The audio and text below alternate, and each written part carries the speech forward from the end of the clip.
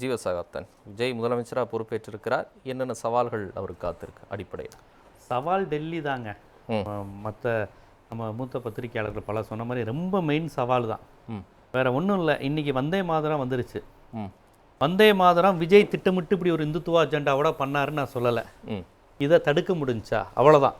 ரொம்ப சிம்பிள். இப்போ இவர் ஜோசப் விஜய், பெரியார் திடலுக்கு சென்ற விஜய், பெரியாரை கொள்கை தலைவராக ஏற்றுக்கொண்ட விஜய் எதுக்குங்க ஆனந்தமடம் நாவலில் இருந்து எடுத்து இப்படி ஒரு வந்தே மாதரத்தை பாட போகிறாரு, ஆன்டி முஸ்லீம் ஆன்டி கிறிஸ்டின் பழியை வாங்கிக்கிறாருன்னா கண்டிப்பாக அவர் பண்ணியிருக்க மாட்டார். அப்படி பண்ணுவதை உங்களால் தடுக்க முடிஞ்சா? இதுதான் மாநில அரசு, இதுதான் மம்தா பானர்ஜி, இதுதான் ஸ்டாலின், இதுதான் பினராயி விஜயன். இவங்க முதலமைச்சராக இருக்க மாநிலத்தில் இதுவரையும் நடக்க முடியுமா? ஆர்.என். ரவி ஏங்க கோவிச்சுக்கிட்டு போனாரு? ஆர்.என். ரவிக்கு நமக்கு பிரச்சனை என்ன? தமிழ்நாடுன்னு சொல்ல மாட்டேன், என்னது தமிழ்தாய் வாழ்த்தை நீங்க எதுக்கு பாடுறீங்க, தேசிய கீதுங்க பாடுங்க, இந்த மாதிரியான நம்ம சென்டிமெண்ட்ல இருந்து தானே பிரச்சனை ஆரம்பிச்சது. இல்ல, ஆளுநரா அர்லேக்கர் பதவியேற்ற அந்த நிகழ்விலே முதலமைச்சர் கூட இருக்கிறாரு. அப்போ வந்தே மாதரம் பாடல் அந்த மேடையில பாடப்படுது.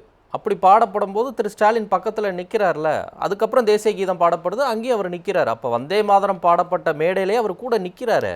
இல்ல, அது வேற இது வேறங்க.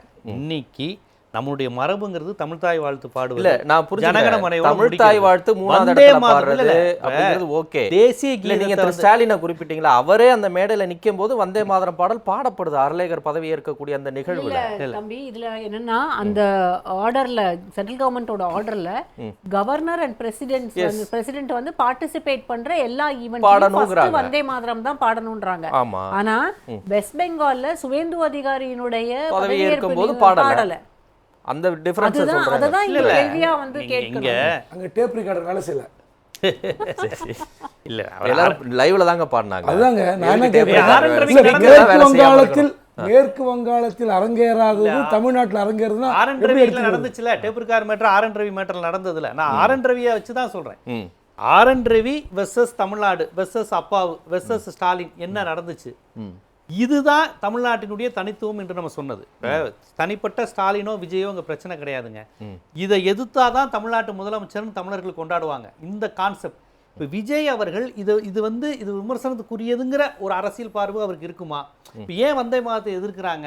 இப்போ இது யாரும் விஜய் எதிர்க்கல, வந்தே மாதத்தை தான் எதிர்க்கிறாங்க. அவர் ஏன் அதை புரிஞ்சுக்கல? சார் அழகா சொன்னார், 2வது முறையும் பாடப்படுது. அப்ப இது தப்பா சரியா?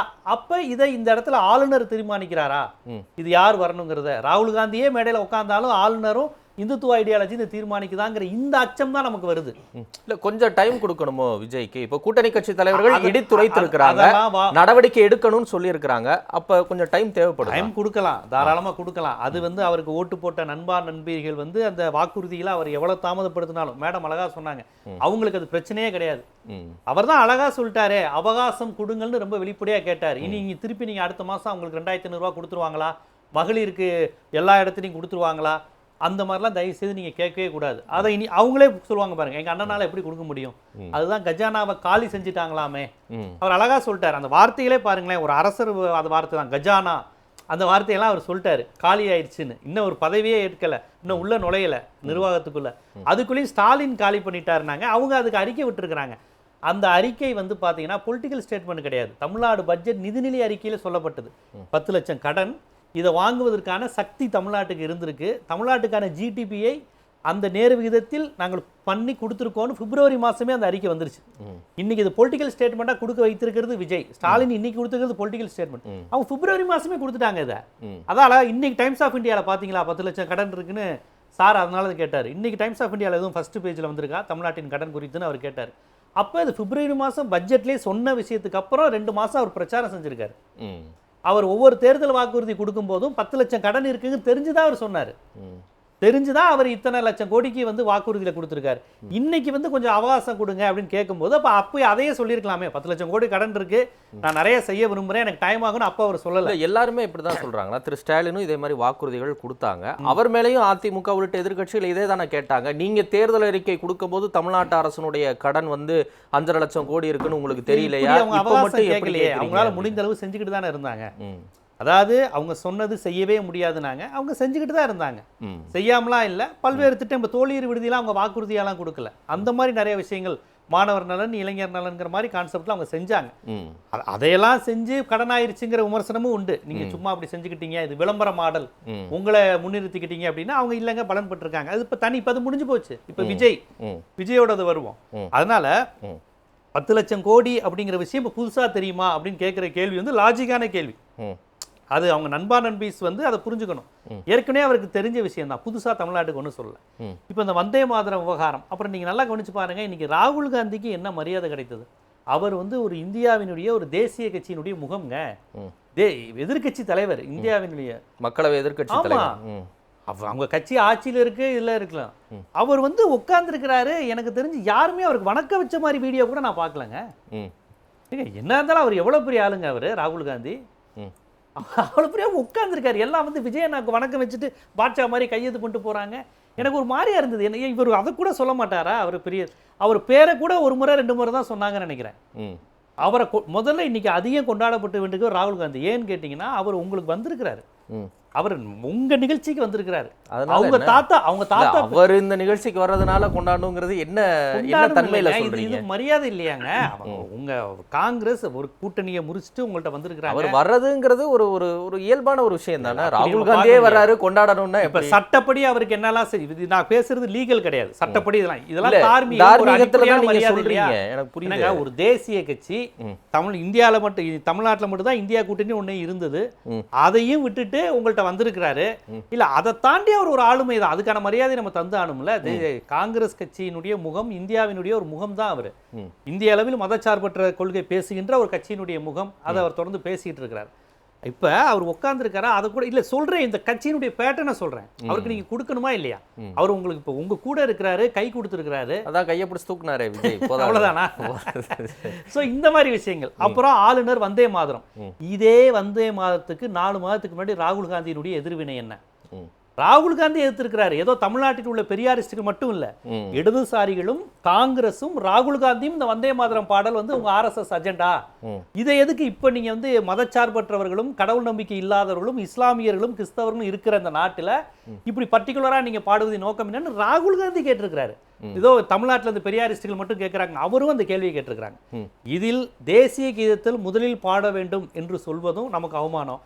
வந்தே மாதரம் பாடவே கூடாது, தேசிய கீதம் அவமானம்னு சொல்றீங்க ஜீவா. தேசிய கீதம் அது ஒரு மரபா தானே நம்ம பார்க்கப்படுறோம். அந்த வார்த்தை நீங்க பயன்படுத்தினது சரியா? தமிழ்தாய் வாழ்த்து நம்ம பாடுறோம், தேசிய கீதத்தை பாடக்கூடாதுன்னு எந்த திராவிட கட்சியும் சொல்லல. இவங்க உடனே இதை இல்ல நீங்க அவமானம்ன்ற ஒரு வார்த்தையை பயன்படுத்துறீங்க. அதுக்காக வாழ்த்து ரெண்டாவதா போறது வந்து அவமானம் தான். நான் அதை தான் சொல்றேன், வந்தே மாதரம் பாடக்கூடாது.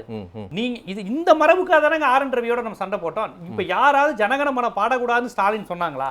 தேசிய, ஆனா நீங்க ஏன் இந்த பம்பு இழுக்கிறீங்க? தமிழ்நாடுங்கிற பேரை மாத்து, நீ தேசிய கீதத்தை பாடிட்டு ரெண்டாவதா தமிழ்தாய், இதுதானே இங்க பிரச்சனையாகுது.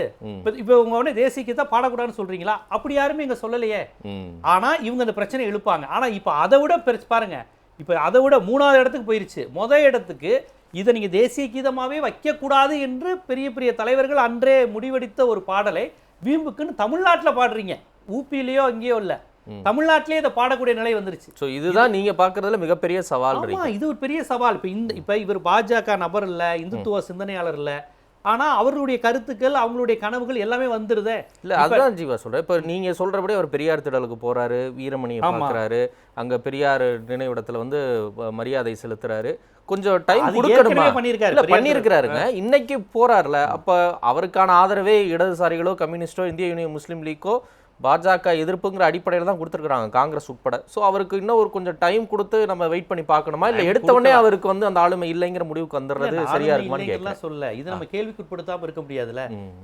ஆசிரியர் திராவிட கழக தலைவரை பார்க்கிறாரு, பக்கத்துல அந்த மயிலாப்பூர் சட்டமன்ற உறுப்பினர் மரியாதைக்குரிய வெங்கட்ராமன் உட்கார்ந்துருக்கிறாரு. அதனால என்னங்க எங்க வெங்கட்ரமணன் தாங்க பெரியாருடைய அந்த எரா முடியுது அப்படின்னு சொன்னவரு. இப்ப இவரை வச்சுக்கிட்டு தான் பார்த்தா திமுக SV சேகரை கூடவே வச்சிருக்காங்க. SV சேகர் தந்தை பேரை வந்து தெருவுக்கு வைக்கிறாங்க. அதெல்லாம் என்ன பண்ண முடியும்? அப்புறம் திமுக செஞ்ச எல்லாருக்கும் அதுதான் சொல்றேன். இப்ப எல்லாருக்கும் ஒரு நிலைப்பாடு இருக்கும்ல. சீமான் சொன்னாரு பிராமண கடப்பாறைங்கிறது நான் கொண்டு வருவேன்னு, இவர் அதை செஞ்சிருக்காரு. சீமானுக்கு குருமூர்த்தியோட ஆளுங்கிற விமர்சனம் வந்துச்சு, ஆனா விஜய்க்கு இவர் பெரியார் கொள்கை தலைவருங்கிற விமர்சனம் வந்துச்சு. சீமான் வெளிப்படையா நான் ஆன்டி பெரியார்னு சொல்லி அதை செய்ய முடியல.